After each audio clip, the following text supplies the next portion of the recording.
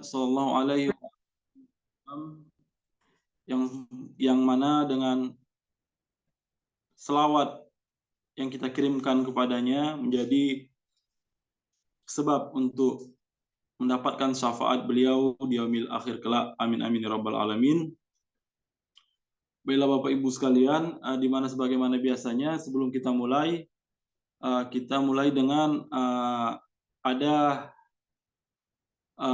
petikan dari ziarah Imam Ridho alaihissalam, yang dimana pada minggu lalu saya menerangkan tentang syahadah, tentang penyaksian kepada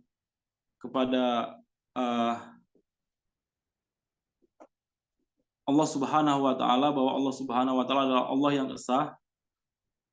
esa, dan Nabi Muhammad sallallahu alaihi wasallam sebagai nabinya, sebagai utusannya, sebagai Sayyidul Anbiya wal Mursalin. Itu telah kita bahas dalam minggu lalu.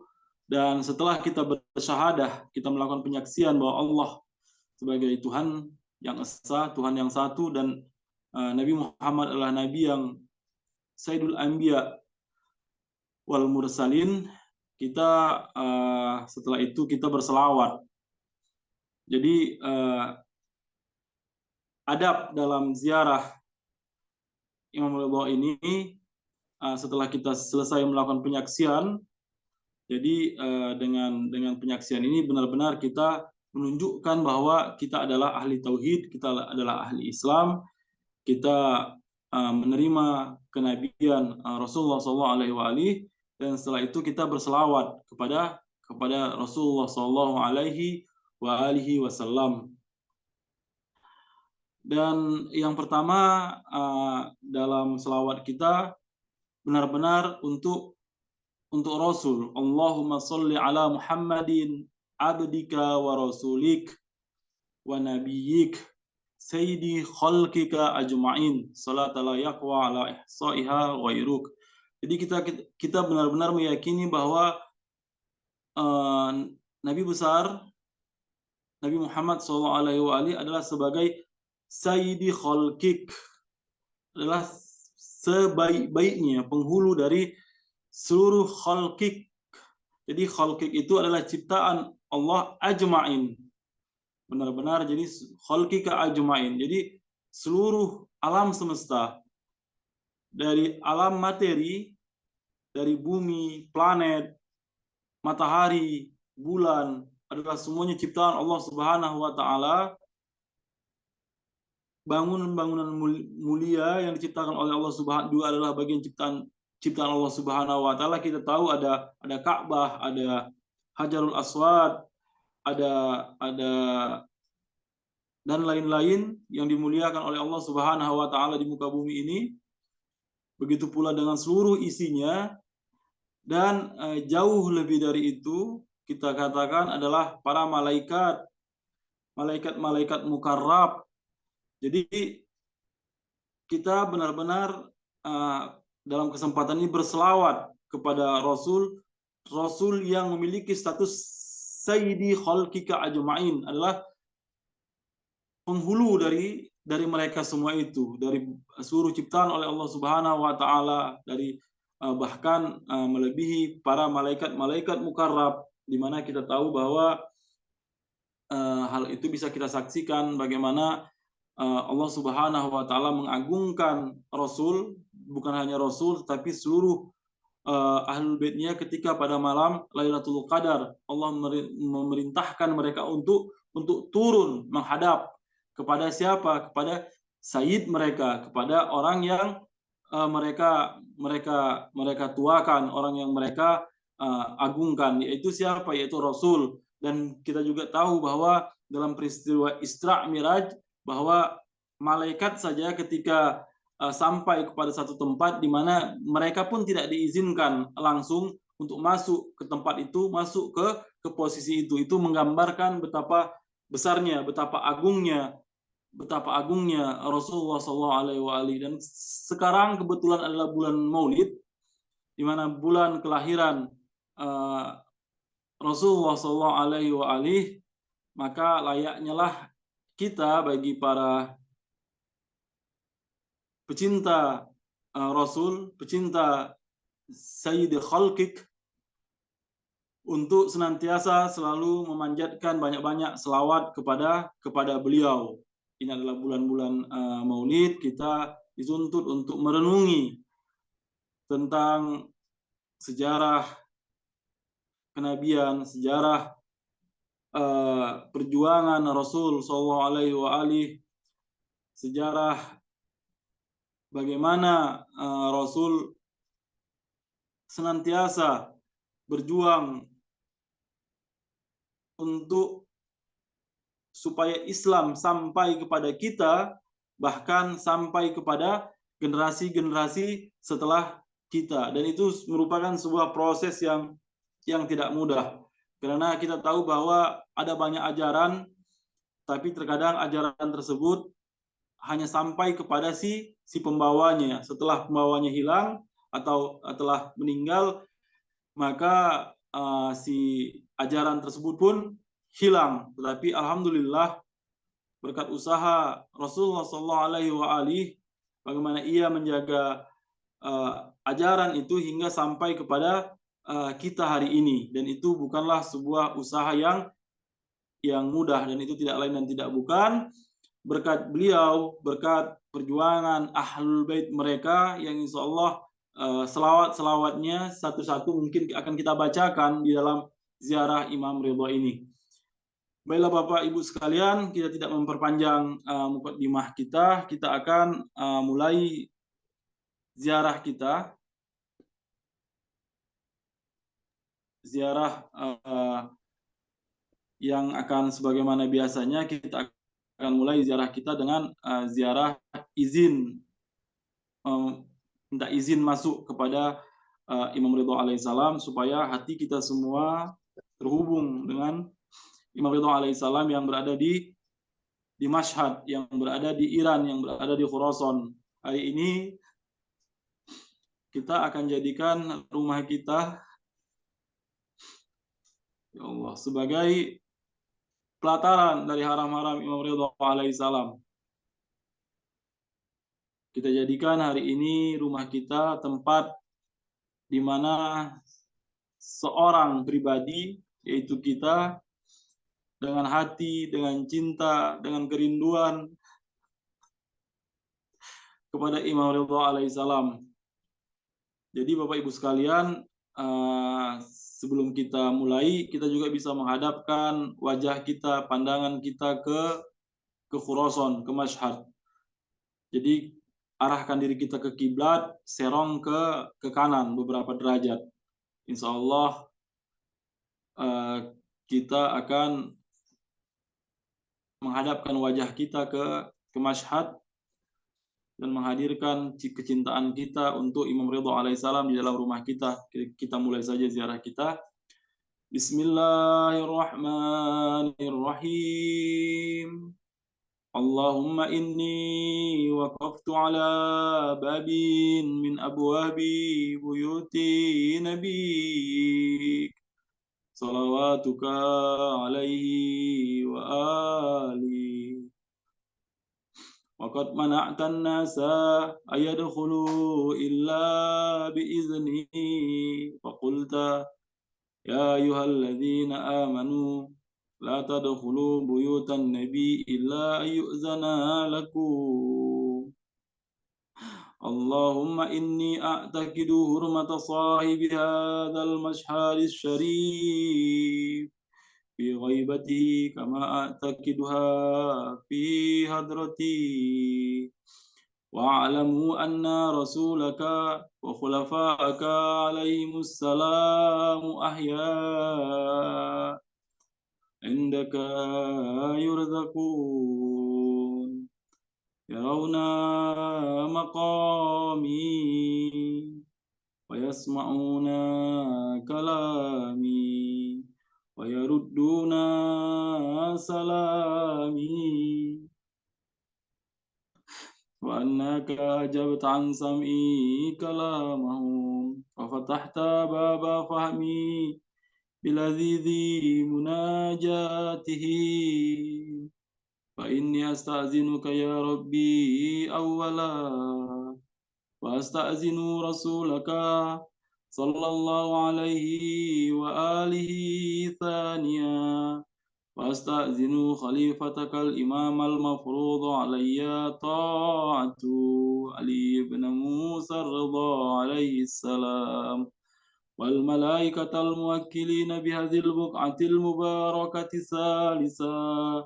أدخل يا رسول الله، أدخل يا حجة الله، أدخل يا ملائكة الله المقربين المقيمين في هذا المشهد، فأذن لي يا مولاي في الدخول أفضل ما أذنت لأحد من أوليائك، فإن لم أكن أهلا لذلك فأنت أهل لذلك. Assalamualaikum warahmatullahi wabarakatuh. Bapak Ibu sekalian, sekarang kita mulai ziarah kita. Bismillahirrahmanirrahim. Asyhadu an la ilaha illallah wahdahu la syarikalah, wa asyhadu anna Muhammadan abduhu wa rasuluh, wa annahu sayyidul awwalin wal akhirin, wa annahu sayyidul anbiya'i wal mursalin.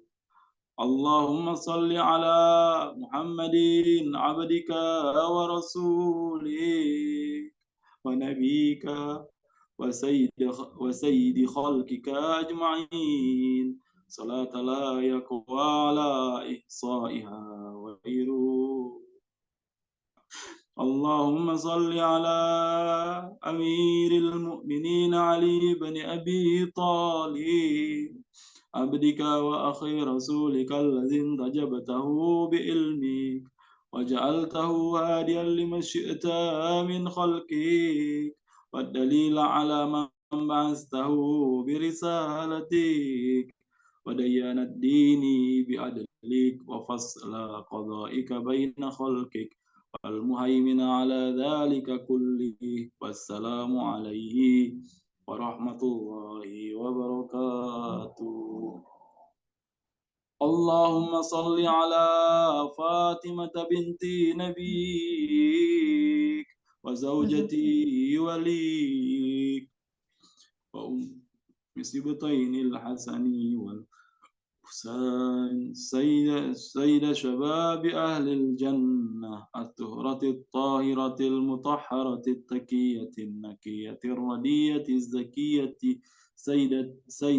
سيدة نساء أهل الجنة أجمعين، صلاة لا يقوى على إحصائها غيره. اللهم صل على الحسن والحسين سبط نبيك وسيد شباب أهل الجنة، القائمين في خلقك، والدليلين على من بعثت برسالتك، وديان الدين بعدلك وفصل قضائك بين خلقك. اللهم صل على علي بن الحسين عبدك القائم في خلقك، والدليل على من بعثت برسالتك، وديان الدين بعدلك وفصل قضائك بين خلقك، سيد العابدين.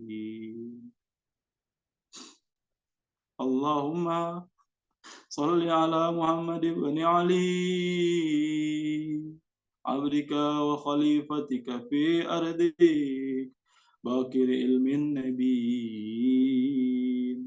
اللهم صل على جعفر بن محمد الصادق صادق وولي دينك وهجتك على خلقك أجمعين الصادق البار. اللهم صل على موسى بن جعفر عبدك الصالح ولسانك في خلقك، الناتك بحكمك وحجة على بريتك. اللهم صل على علي بن موسى الرضا المرتضى عبدك وولي دينك القائم بعدلك والداعي إلى دينك ودين آبائه الصادقين صلاة لا يقوى على إحصائها غيره. اللهم صل على محمد بن علي عبدك ووليك القائم بأمرك والداعي إلى سبيلك. اللهم صل على علي بن محمد عبدك وولي دينك. اللهم صل على الحسن بن علي العامل بأمرك القائم في خلقك وحجتك المؤدي عن نبيك وشاهدك على خلقك المخصوص بكرامتك الداعي إلى طاعتك وطاعة رسولك صلواتك عليهم أجمعين. اللهم صل على حجتك ووليك القائم في خلقك صلاة تامة نامية باكية تعجل بها فرجا وتنصره بها وتجعلنا معه في الدنيا والآخرة.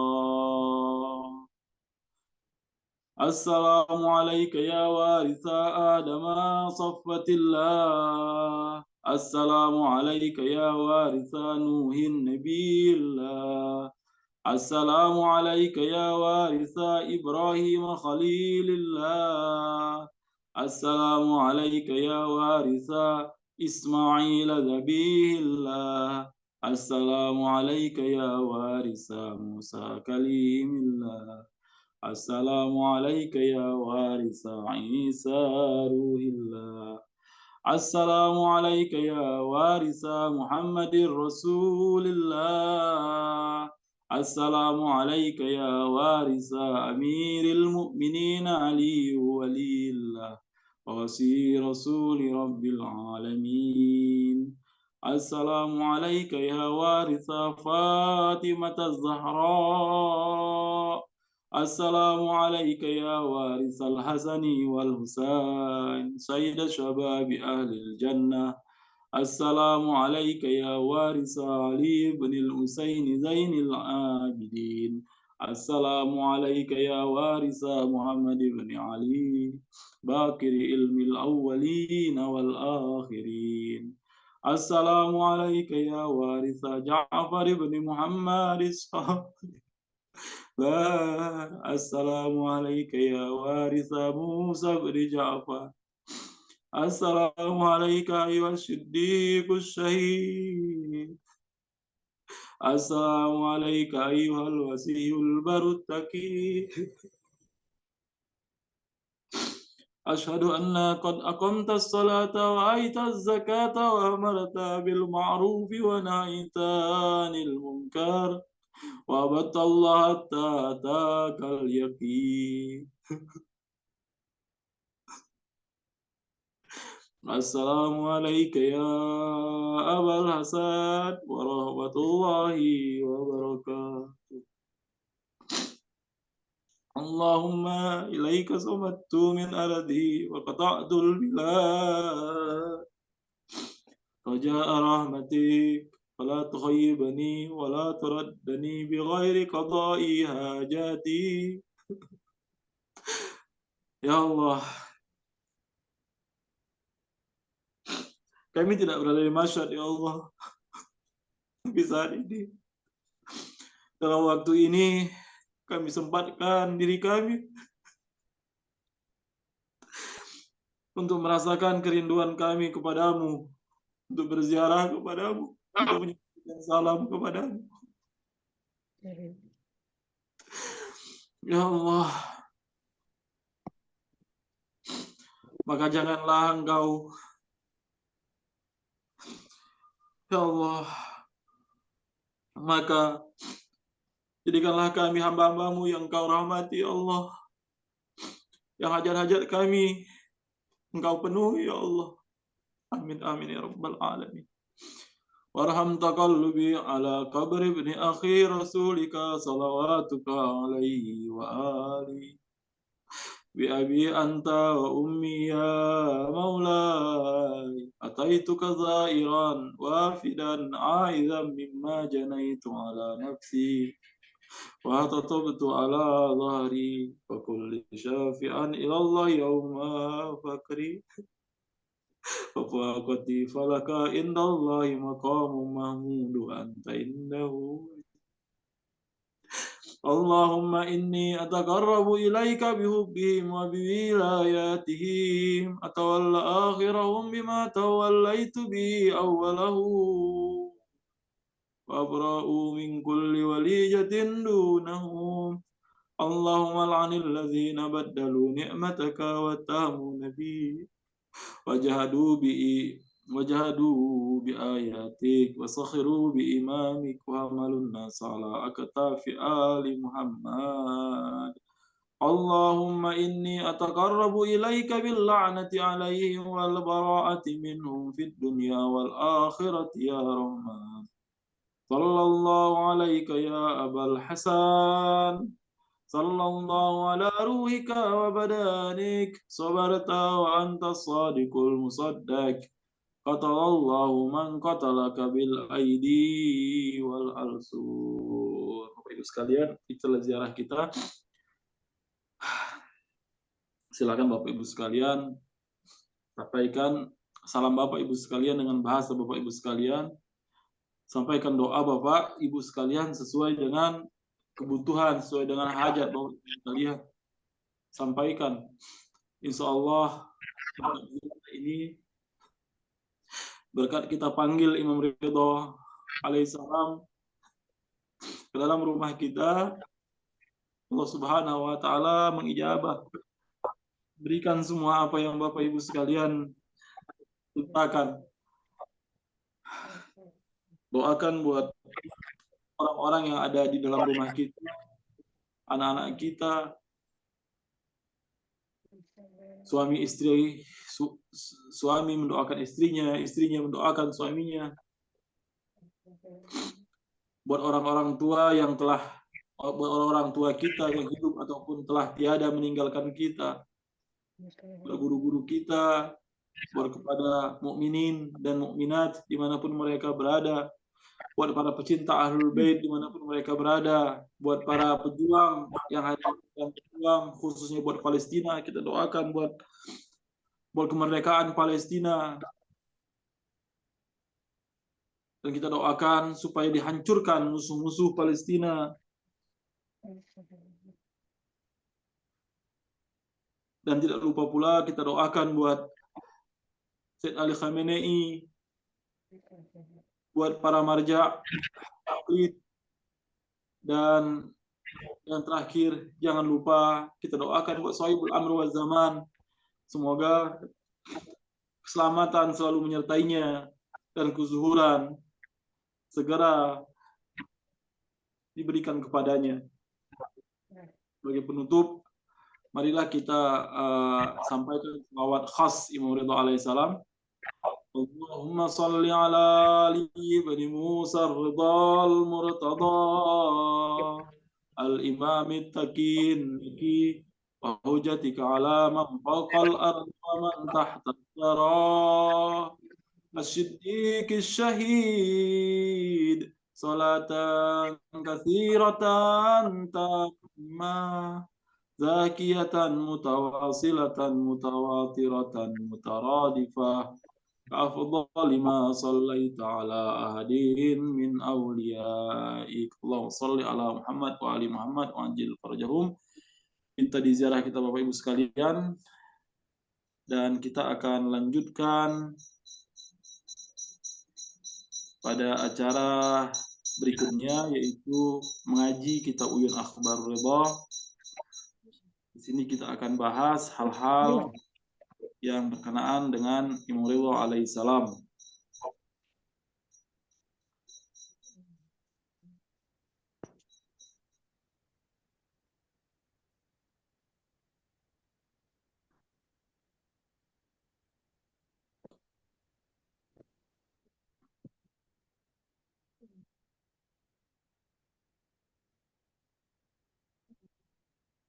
Nah, kita berada pada hadis yang kelima, pada bab yang kelima tentang wasiat dari Imam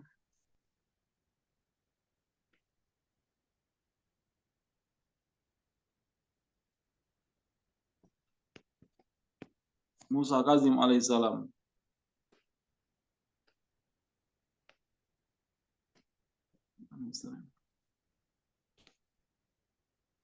Baiklah, hadis yang pertama kita sudah sama-sama baca Bapak Ibu sekalian, di mana Imam Musa Kazim alaihissalam mewasiatkan untuk seluruh harta kekayaannya itu dikelola oleh Imam Ridho alaihissalam secara umum. Nah, dalam hadis yang kedua ini hadis berkenaan tentang sedekah dari Imam Musa Kazim alaihissalam. Jadi ketika Imam Musa Kazim alaihissalam dia masih hidup dan dia menyedekahkan hartanya, dan itu tertulis dari hadis nomor 2 ini. Nah, hadis yang pertama itu tentang wasiat dia tentang seluruh harta kekayaannya, tapi ini tidak. Ini ada sebagian tanah yang diberikan Imam Musa Kazim alaihissalam kepada putra-putrinya. Dalam hadis ini sedikit mukadimah saja. Dalam hadis ini kita teringat akan satu buah peristiwa di mana Rasulullah SAW ketika dihadiahkan tanah Padak kepadanya. Jadi tanah Padak itu ketika mereka berhasil mengalahkan kaum Khaybar, Yahudi Khaybar, maka seluruh orang-orang Yahudi di Jaziratul Arab itu merasa ketakutan. Kenapa? Karena mereka itu memiliki sejarah. Kenapa orang-orang Yahudi itu menjadi keganasan dari umat Islam pada saat itu, kita bilang. Padahal agama kita itu agama rahmatan lil alamin. Rasul itu bahkan siap berdamai dengan siapa saja.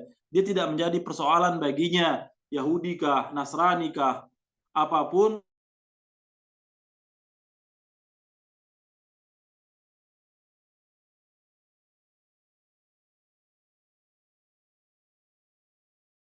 Mereka-mereka yang dari sisi akidah agama itu berbeda dengan kita. Kita menyembah Allah, kita mengakui Nabi Muhammad sebagai nabinya, kita mengakui Al-Quran sebagai kitab suci kita.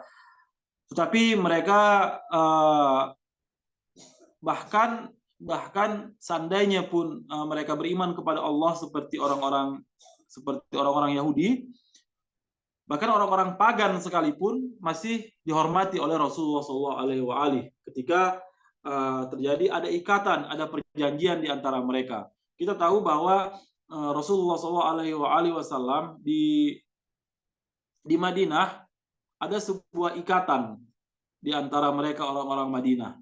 Apa ikatan itu? Bahwa mereka bisa dapat rukun damai dalam sebuah piagam yang dikenal sebagai piagam Madinah, di mana Rasulullah SAW sebagai pimpinan orang-orang Islam bisa hidup damai, tidak akan diganggu berada di kota Madinah, dan juga tidak mengganggu dari kabilah-kabilah lain, dari umat-umat lain, dari golongan-golongan lain.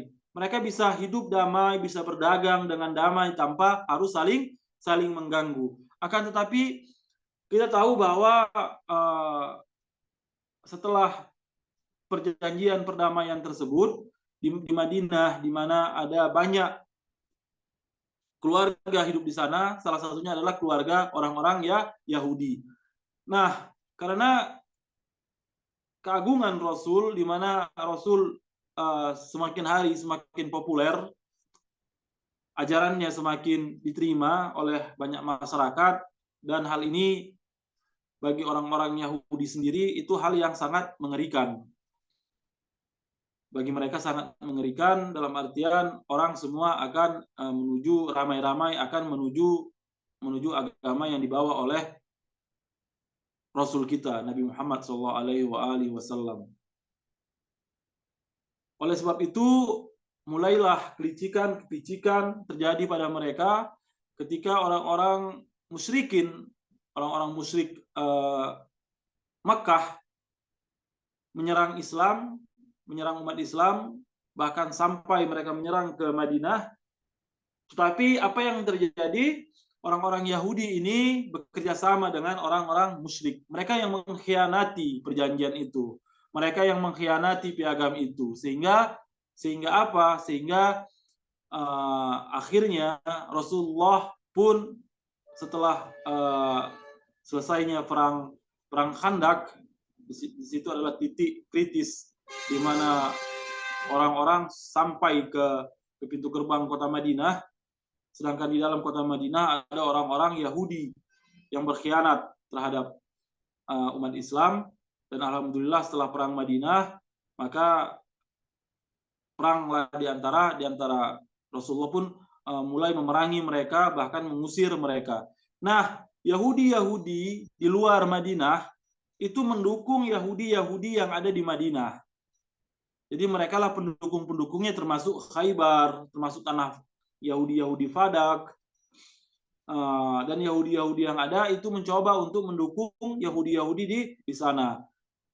Dan setelah penaklukan Fadak, sebuah kota di Khaybar, sebuah kota di mana penduduknya rata-rata orang Yahudi, berhasil ditaklukkan, dan Amirul Mukminin Ali bin Abi Thalib kembali menjadi pahlawan di situ, sebagaimana di Khandak. Amirul Mukminin Ali bin Abi Thalib telah menjadi pahlawan di perang Khandak dan di Khaybar. Amirul Mukminin Ali bin Abi Thalib pun kembali menjadi pahlawan. Bahkan dia congkel itu pintu gerbangnya Khaybar, dia lemparkan, menjadi ketakutan bagi mereka, dan alhamdulillah pasukan Muslim menang. Nah, dan setelah itu pasukan Fadak kena ketakutan terhadap ini, memberikan tanah kepada Rasulullah supaya mereka apa? Supaya mereka aman, supaya mereka tidak diusir. Karena Khaybar setelah ditaklukkan, seluruh Yahudi Khaybar itu diusir dari kota mereka. Mereka tidak diizinkan lagi tinggal di sana dan mereka diusir. Nah, karena orang-orang Fadak menyerahkan tanahnya kepada Rasul, dan Rasul juga mensedekahkan tanahnya kepada siapa? Kepada putrinya Sayyidatul Zahra alaihissalam, yang sangat disayangkan setelah wafatnya Rasul, tanah Fadak itu diklaim oleh mereka, hak atas nama umat Islam, tanah itu diambil dari haknya. Dan Sayyidatul Zahra salamullahi alaih menyampaikan sebuah khutbah di Masjid Nabawi yang itu terkenal sebagai khutbah Fadak. Bapak Ibu sekalian, silahkan, tidak salah kalau untuk mengulang-ulang membaca itu khutbah Fadak itu. Sayyidatul Zahra berbicara panjang lebar tentang tanah Fadak, tentang pengambilan hak Fadak darinya. Sayyidatul Zahra menunjukkan kecerdasan, keahliannya dalam berbicara, menunjukkan sebuah akal yang sangat matang. Dia jawab persoalan-persoalan mereka. Ada banyak persoalan di sana dan dijawab oleh Sayyidatul Zahra. Bapak Ibu sekalian bisa membaca, bisa kembali dalam beberapa saat sekali, minimal setahun sekali itu kembali dibaca. Apalagi sekarang ini momennya saat ini, setelah kita tahu bahwa setelah 28 Safar syahadahnya Rasul, hari-hari ini adalah hari-hari penderitaannya Sayyidatul Zahra sallallahu alaihi. Hari-hari yang berat bagi Sayyidatul Zahra. Dan alangkah baiknya di hari-hari ini kita membaca hadis Fadak itu, Bapak Ibu sekalian. Bahkan kalau ada kesempatan, baik juga kita membahas khutbah Fadak itu sama seperti hadis-hadis hadis-hadis Uyun Akhbarul ini. Entahlah nanti kalau ada waktu atau apa, itu bisa kita baca, bisa kita kita bahas bersama. Dalam hadis yang kedua ini haddatsana Abi, yaitu haddatsana Abi, ayahnya Syekh Saduk sebagai penulis buku ini. Qala haddatsana Ahmad bin Idris. Jadi hadis ini diambil dari Ahmad bin Idris an Muhammad bin Abi Suhban, dari Muhammad bin Abi Suhban an Sufyan bin Yahya an Abdurrahman bin Hajjaj qala ba'asa ila Abul Hasan biwasiyatin Amiril Mukminin alaihi salam wa ba'asa ilayya bisadaqatin abi ma'a Abi Ismail Musadif wa zakara sadaqatu Ja'far bin Muhammad sadaqatu nafsih. Jadi di dalam hadis ini dari Abdurrahman bin Hajjaj sebagai perawinya, bahwa Abul Hasan yaitu Imam Abul Hasan yaitu Imam Musa Kazim alaihissalam menunjukkan wasiat Amiril Mukminin alaihissalam tentang sedekah. Ayahnya sedekah dari Amiril Mukminin, sedekah. Jadi sudah menjadi budaya dari para maksumin alaihissalam untuk menyedekahkan hartanya itu kepada anak-anaknya. Itu sudah menjadi budaya. Bahkan saya pikir ini unik Bapak Ibu sekalian. Kita juga selain memiliki harta warisan, misalnya Bapak Ibu sekalian memiliki harta warisan, bolehlah Bapak Ibu sekalian sebelum Bapak Ibu sekalian meninggalkan dunia ini, menjadikan harta-harta Bapak yang ada itu sebagai warisan. Sebelum diwariskan, cobalah Bapak Ibu sekalian juga melaksanakan sunnah dari para maksumin alaihissalam, bahkan sunnatul Rasul, untuk mensedekahkan hartanya kepada siapa? Kepada anak-anaknya. Jadi sebelum harta itu diwariskan, mereka yang bagi-bagi, karena kan ketika harta warisan sudah kita tidak memiliki hak lagi, dan kita hanya menyerahkan kepada mereka, siapa yang menjadi ahli warisnya silahkan ambil. Tapi sedekah tidak, sedekah berbeda. Hari ini Bapak bagikan, setelah Bapak meninggal, ya sudah, itu hak dari anak-anak kepada tanah-tanah, kepada orang-orang yang sudah Bapak sedekahkan. Jadi mereka tidak punya hak lagi untuk membagi-bagi di antara mereka. Kenapa? Karena sudah Bapak sedekahkan. Tapi yang mana nanti yang mereka wariskan, itu adalah tanah-tanah yang punya Bapak Ibu sekalian, tetapi belum Bapak sedekahkan kepada siapapun. Jadi ikhtiar untuk tanah itu sudah berada di luar dari Bapak Ibu sekalian. Tapi diberikan kepada siapa? Diberikan kepada putra Bapak sekalian. Dan di sini dikatakan bahwa Imam Musa Kazim alaihissalam menunjukkan wasiat Amirul Mukminin tentang sedekah ayahnya ma'a Abi Ismail, yang ditunjukkan kepada Abi Ismail Musadif wa zakara sadaqah Ja'far bin Muhammad, dan juga dia tunjukkan sedekah dari siapa? Imam Ja'far as-Sadiq, Ja'far bin Muhammad, wa sadaqata nafsi, bahkan sedekahnya pun dia tunjukkan. Bayangkan, berarti persoalan sedekah ini Bapak Ibu sekalian menjadi sunnah, menjadi kebiasaan, menjadi tradisi bagi para maksumin alaihissalam. Dari Abdurrahman bin Hajjaj meriwayatkan, Abul Hasan itu Imam Musa Kazim alaihissalam menunjukkan kepada wasiat Amirul Mukminin alaihissalam, dan menunjukkan kepadaku sedekah ayahnya dari siapa? Abu Ismail Musadif, yang menyebutkan sedekah Ja'far bin Muhammad dan sedekah dirinya sendiri. Bismillahirrahmanirrahim. Inilah contoh sedekah dari Imam Musa Kazim alaihissalam. Haza ma tasaddaqa bihi Musa bin Ja'far. Tasaddaqa bi ardi makanan kaza wa kaza.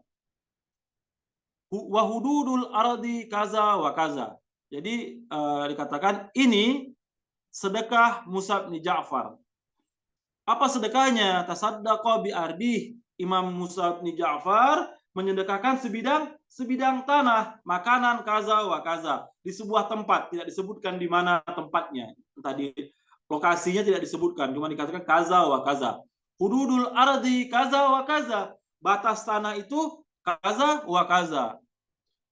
Ada sangat jadi batasnya pun ada, tetapi tidak disebutkan. Kullaha wana kullaha, dia menyebutkan batasnya satu persatu, kullaha semuanya, dari timurnya dari mana, baratnya yang di mana, utaranya di mana, selatannya di mana, itu semua diperjelas oleh Imam Musa Kazim alaihissalam. Wa nakhliha, dan di dalam itu ada apanya? Ada nakhliha, pohon kurma, karena kan di sana itu kalaupun bisa di kebun juga rata-rata kalau misalnya di sekitar Madinah itu kan rata-rata cuma bisa ditanam kurma menjadi sebuah produk utama dari kebun-kebun tersebut, walaupun mungkin dengan kondisi tertentu, kesuburan tertentu juga mungkin bisa ditanami dengan tumbuh-tumbuhan lain. Wa ardiha, dan tanahnya, wa bayadiha, dan pojok-pojoknya, dan bidang-bidangnya, bagian-bagiannya, semua disebutkan, dan itu menjadi sedekah dari Imam Ja'far al-Shadiq. Wa ma'iha, dan ternyata di apa namanya, di tanah itu juga ada air. Wa ma'iha, dan tanah yang berair ini sebuah tanah yang sangat berarti karena bisa ditanami.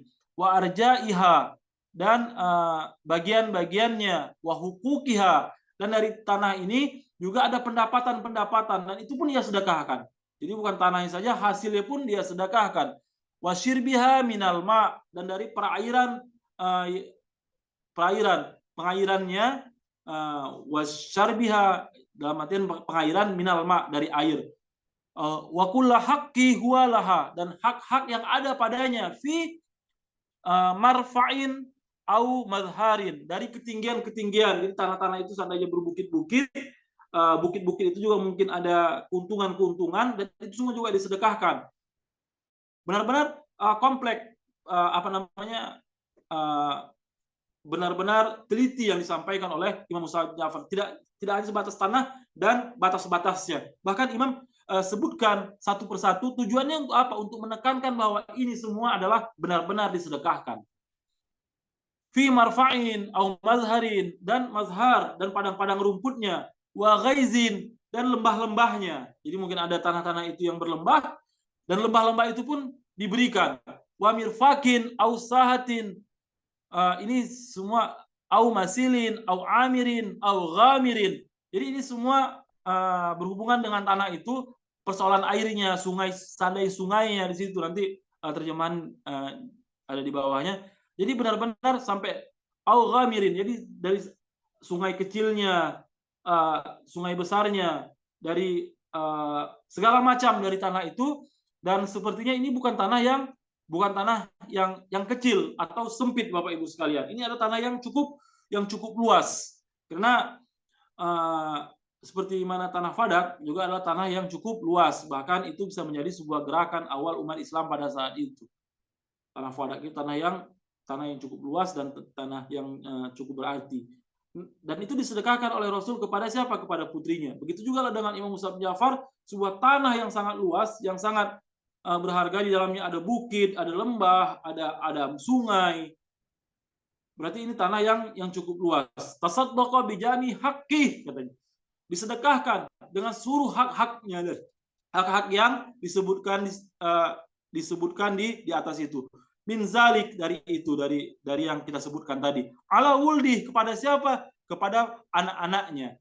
Min sulbih, anak-anak keturunannya. Jadi anak-anak keturunannya, lirijali wan nisa'i yaksim. Jadi dibagikan kepada siapa? Kepada putra dan putri Imam Musa bin Ja'far. Jadi sudah menjadi sunnah para masumin alaihissalam untuk menyedekahkan. Wa ilaiha, dan kepadanya. Ma akhrajallah.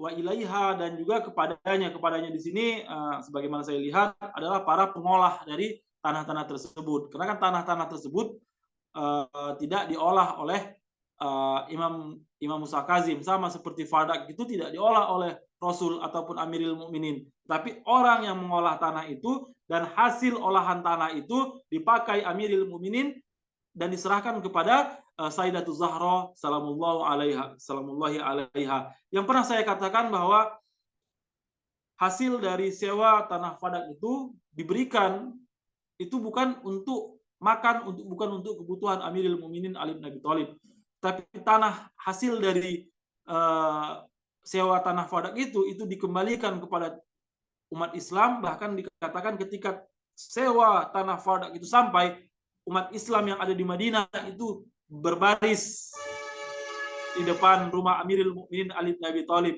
untuk mendapatkan jatah tanah Fadak.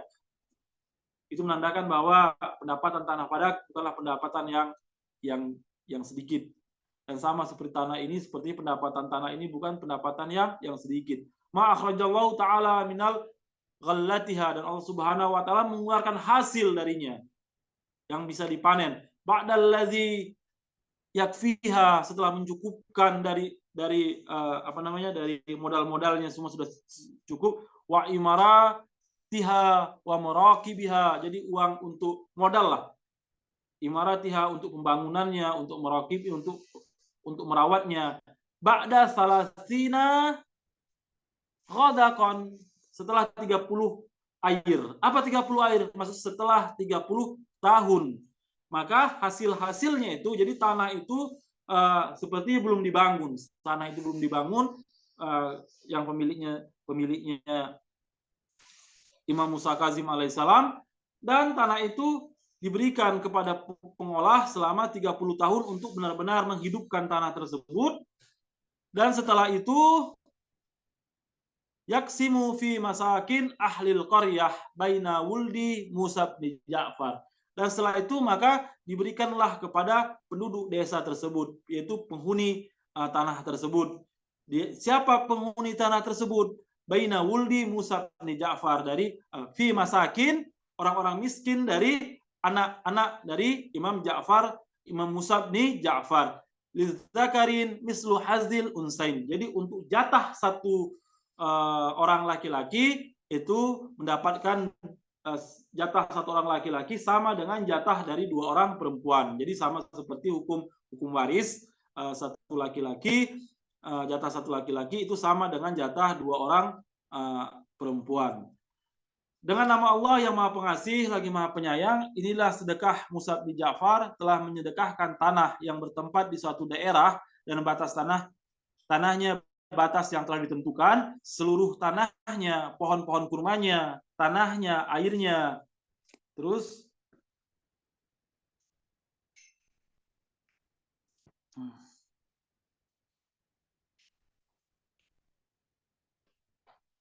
mohon maaf, shallu ala nabi wa ali. Bagiannya, haknya pengairan serta airnya, dan hak pada ketinggiannya, datarannya, lembahnya, bukit-bukitnya, sungai kecil dan sungai besar, atau luapan air yang ada pada tanah tersebut. Jadi semuanya disedekahkan. Beliau menyedekahkan seluruh hak-haknya, dibagikan kepada anaknya laki-laki dan perempuan, dan kepada pengolah tanah apa yang Allah telah keluarkan dari hasil panennya setelah mencukupinya, dan membangun seluruh fasilitasnya. Dan setelah 30 air atau 30 tahun dibagikan kepada orang-orang miskin di desa tersebut, di antara anak-anak Musa bin Ja'far, di mana hak pria 2 kali dari hak wanita. Nah, ada lanjutan hadisnya. Fa in tazawwajati timra'atun min wuldi Musa bin Ja'far. Terus bagaimana seandainya putri dari Imam Musa bin Ja'far itu telah menikah? Maka fala haqqalaha, maka tidak ada hak baginya. Jadi tidak lagi mendapatkan, bahkan hak yang dia dapatkan itu dihapuskan dari hak sedekah tadi. Fi hazi sadaqah hatta tarji'u ilaiha bi ghairi zauj. Sehingga kembalilah dia dalam kondisi tidak lagi memiliki status pernikahan. Jadi bisa jadi bercerai atau suaminya meninggal. Fa in raja'at kana laha mislu hazil lati lam yatazawwaj. Jadi seandainya dia kembali dalam kondisi bercerai atau suaminya meninggal, maka dia mendapatkan sama seperti posisi dari lam tatazawwaj, sama seperti sebelum menikah. Kata min banati Musa, benar-benar mendapatkan seperti itu sebagaimana putri-putrinya, anak-anak perempuannya Imam Musa Kazim. Waman tufiya min wuldi Musa, seandainya anak Imam Musa itu meninggal, walahu waladun, putranya meninggal, walahu waladun, dan ada anaknya, fawaladuhu ala sahmi abi. Maka anak-anaknya itu mendapatkan apa? Mendapatkan jatah sebagaimana jatah ayahnya. Lizakarin mislu hazil unsayain. Jadi seandainya anak-anak itu tadi beberapa, mereka semua mendapatkan jatahnya, dan cucu laki-laki Imam Musa Kazim itu mendapatkan cucu laki-lakinya mendapatkan 2 bagian dari 2 cucu perempuannya. Ala misli ma syarata Musa baina wuldi min sulbi, sebagaimana yang telah disyaratkan Imam Musa kepada anaknya sendiri. Waman tufiya min wuldi Musa walam yatruku waladan, dan seandainya putranya Imam Musa meninggal, tetapi lam yatruk, tidak meninggalkan anak sekalian, dalam artian tidak ada anak ketika dia meninggal, ruddu haqqahu, maka dibebaskan haknya ala ahli sedekah, maka siapa yang mendapatkannya digabungkan kepada ahli sedekah, dan itu pun dibagi sesuai dengan bagiannya masing-masing. Walaisa liwuldi banati fi sadaqati hazi haq, dan tidak dapat anak perempuan cucu, jadi cucu dari anak perempuan Imam Musa Kazim ini tidak dapat, sebagaimana bahkan ketika mereka menikah pun ibunya sudah tidak mendapatkan hak lagi, illa an yakuna aba'uhum min wuldi, tapi seandainya cucu ini adalah dari aba'uhum min wuldi, dan ayah mereka adalah putraku, kata Imam Musa Kazim, itu mendapatkannya. Walaisa li ahadin fi sadaqati haq ma'a wuldi, dan tidak ada satu orang pun selain putra-putrinya itu mendapatkan hak. Wa wuldi dan anak dari anakku, dalam artian cucuku, wa qabihim, dan yang ke bawahnya, ma baqa minhum ahadun, sampai siapapun akan mendapatkan terus menerus. Terus fa'in qaradu, tapi seandainya anaknya sudah tiada, cucunya sudah tiada, jadi generasi Imam Musa Kazim ini sudah tiada, anak dan cucunya sudah tidak ada, dalam artian sudah sirna, entah itu kena musibah, entah itu kena apa, maka walam yabqa minhum ahadun, dan tidak ada bersisa pun satu pun di antara mereka, fasadaqati ala wuldi abi min ummi, maka sedekahku ini, tanah ini akan jatuh kepada siapa? Kepada ala wuldi, kepada anak ayahku, min ummi, dari ibuku. Jadi anak saudara seayah seibuku. Itulah bahasa kita. Jadi seandainya anaknya sudah tidak ada, anak dan cucunya sudah tidak ada lagi, maka yang berhak mendapatkannya adalah saudara seayah seibu. Ma baqiya minhum ahadun ala ma syaratta baina wuldi.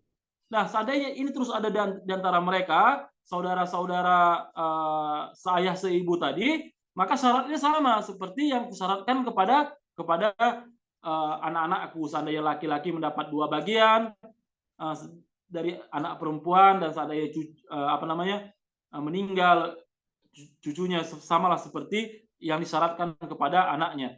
Wa aqibi, dan sampai ke bawah-bawahnya. Fa in qarada, tapi dengan sebuah kejadian, misalnya saudara-saudaranya pun sirna, hilang, meninggal semua, wuldu abi min ummi, jadi qarada wuldu abi min ummi, jadi saudara seayah seibunya dan anak-anak cucunya semua hilang, sirna, punah, fasadaqati ala wuldi abi wa aqabihim ma baki minhum ahadun, dan sedekah ini akan mengalir kepada saudaraku seayah, sama seperti syaratnya, dan yang ke bawah pun begitu. Jadi Imam Ja'far alaihissalam memberikan tingkatan-tingkatan, yang artinya jika seorang wanita putri Musa bin Ja'far menikah, maka tidak ada hak baginya dalam urusan sedekah ini kecuali ia kembali lagi tanpa status pernikahan. Ketika ia kembali, maka haknya seperti dahulu saat ia belum menikah dengan status anak perempuan Musa. Dan siapa yang telah meninggal dari putra Musa dan memiliki anak, maka anaknya mendapat saham ayah mereka.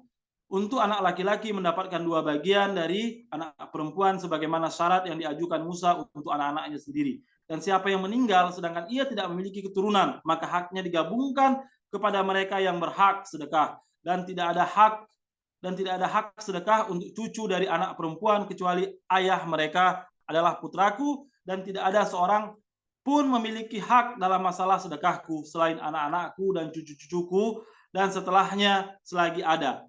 Dan jika habis semua dan tidak ada anak, cucu dan keturunan yang hidup, maka sedekahku untuk anak-anak ayahku dari ibuku. Selain mereka, selain ibu selagi mereka ada, sebagaimana syarat yang saya berikan untuk anak-anakku hingga ke bawah. Maka jika habis semua anak-anak ayahku dari ibuku, maka sedekahku untuk anak-anak ayahku hingga ke bawah selagi ada. Baiklah, itu hadis untuk hari ini Bapak Ibu sekalian. Insya Allah kita akan lanjutkan surat wasiat sedekah dari Imam Musa Kazim ini pada minggu depan. Insya Allah kalau kita diberikan kesempatan, panjang umur, kesehatan, dan lainnya. Baiklah Bapak Ibu, kalau seandainya ada yang ditanyakan dari hadis ini, silakan Bapak Ibu sekalian. Atau hal-hal yang berkaitan tentang hadis ini.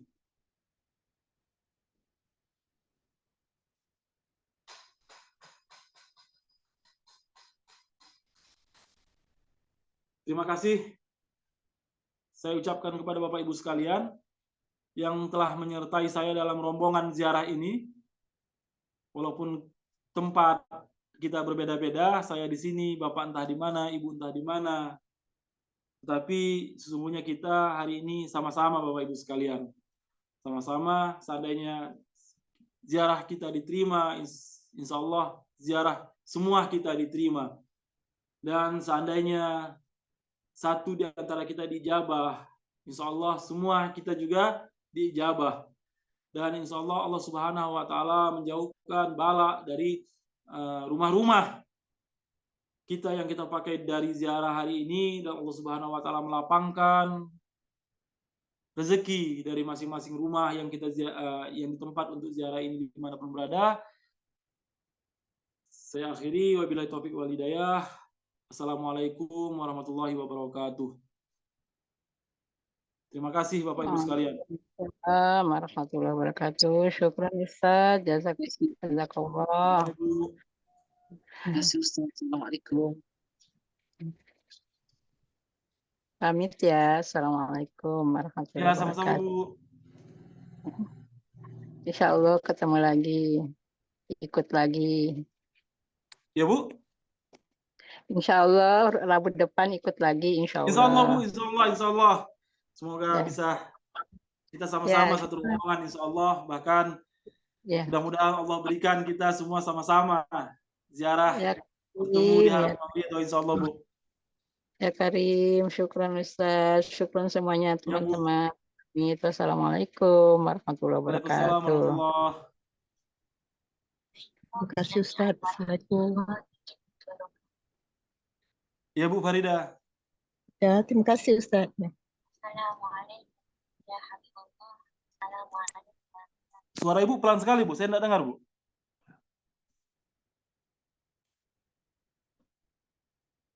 Baik semuanya, saya mohon izin